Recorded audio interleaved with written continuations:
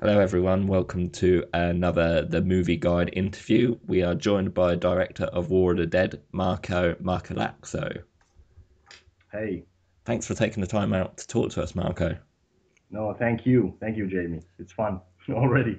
So, where did the idea come from for War of the Dead?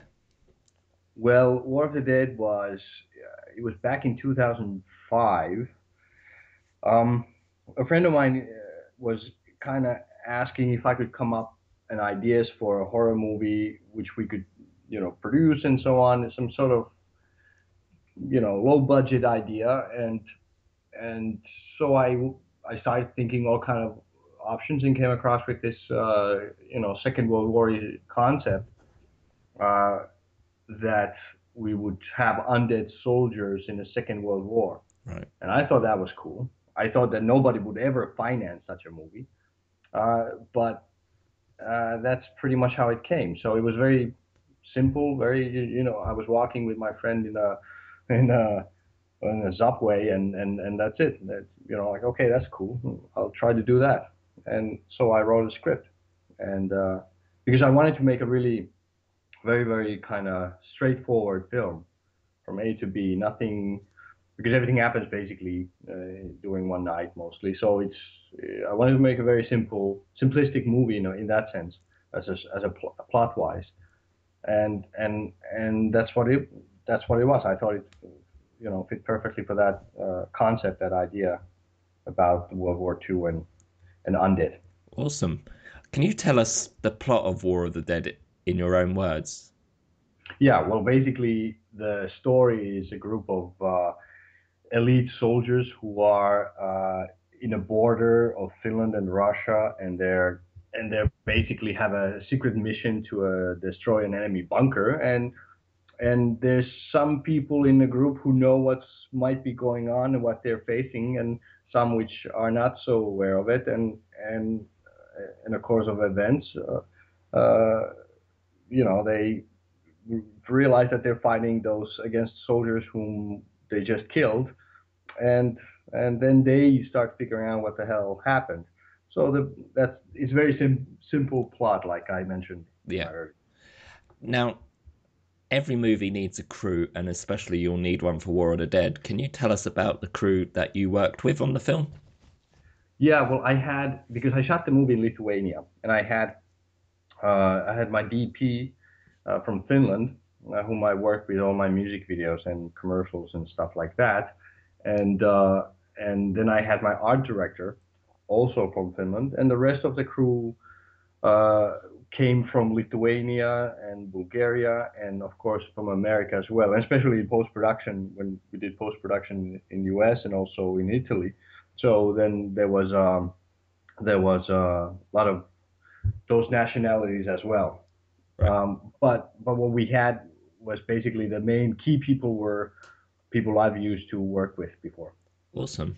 Now, you've got a cracking cast for War of the Dead. Can you tell us a little bit about them and how they came to be? Well, the casting was actually very simple for me in the beginning because it was all these Finnish actors who played Lieutenant Laakso and so on were the same guys I asked to do this movie back in 2006 when I shot 1 week back in 2006 in a winter scenario of this movie, ran out of financing, and then 1 year later came back with the new crew and producers and so on, and finally shot the entire movie. But basically, I had almost the same actors I had back then, and I basically wrote the script for them for these particular Finnish actors. What Captain Stone was originally played by Olivier Gruner, Right. and he was with me in 2006. So once we were shooting back in 2007 again, uh, there was a change of cast, and we had James Van Der Beek as Captain Stone. Due to conflicts of scheduling and everything, he had to drop out. So we had Corin Nemec fly to Lithuania and be Captain Stone. I had creative difficulties with him, and we didn't get along so well. So he was replaced, and Andrew Tiernan flew in just a few days warning, and he just finished another show, and he just flew in. He had no idea what this basically movie was about. He read it. He said, "Okay, I'll do it," and that was it. And and Magdalena Gorska came from Poland. She flew into Lithuania, and I liked her. I never did. I'm not a fan of auditions in a way that here's a line, say it. I just want to talk to a person and see how I get along, Yeah, and she was like that, and I liked her how she was, and I like people who are just as normal as it can be, and no egos. excellent. Now, every film has its production time. Um, it's very understandable, of course, because that's how a film's made. Can you talk to us a little bit about the production of your film and if there was one moment that made it special to you? Well, the production overall was very, very long in that sense that um, when we shot it in June 2007, and actually the movie was finished in what early 2011 or whatever it was. That's a long period of time to make a movie. But during that time, we did not make all the time the movie. So basically, what we shot is we shot 30 days in 2007, went into post production, uh, and uh, and the financiers pretty much ran out of money, and we were put on hold for many many years, and and then we came back and finished the movie in a very tight schedule. So uh, the most fun for me in entire process was the shooting of the movie. The shooting is always what I enjoy the most in everything what I ever do. So the shooting part was just like living in a bubble in a dream. It's like a fantasy world. It's not real. You're making a movie and you love it.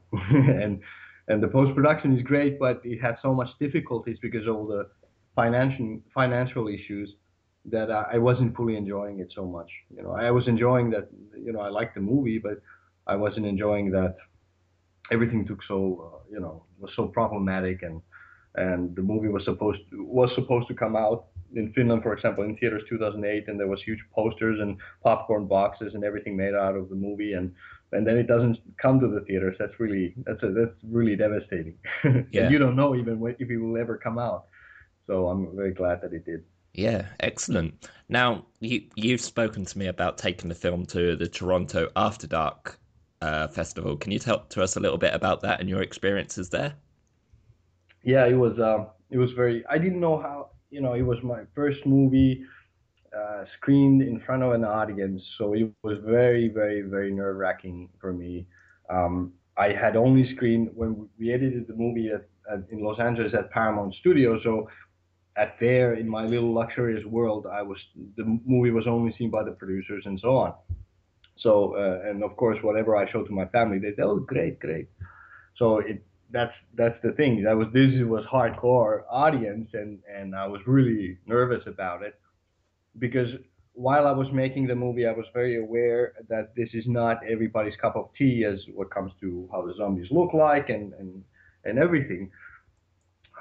So I didn't know how the audience would take it. So that was very nerve wracking for me. The wonderful was when how warm the audience was, the welcoming for me on stage and everything, and overall how wonderfully they took the movie. It was a great experience, but I have to say that I fully couldn't enjoy it because I was so nervous about everything. It's very hard for me to watch the movie because it's been such a long process of getting it released. So it's kind of for me, I'm an old fart now. When I did it, I was a young guy, so it was I see it a little differently now the movie. Excellent. Now, the final question is, can we expect any more great movies from you? Great movies. That's a good question. Great movies. I truly hope you would expect to see from me. More movies to come. One is actually going to be released this year. Well, supposed to. It's a sci-fi movie, a sci-fi channel movie. I was a hired gun for that movie, so it was a little bit different experience for me. I had a fun time shooting that movie. It's called Deadly Descent, and but completely different ball game what I've used to, and uh, and now I'm working on a new movie. So so let's see. I truly hope the audience will enjoy it, so I can continue making movies because that's what it's all about. If they suck, I probably you know be unemployed very fast. Well, thanks for taking the time out to talk to us today, Marco. I really appreciate it. No, thank you for listening, my crap.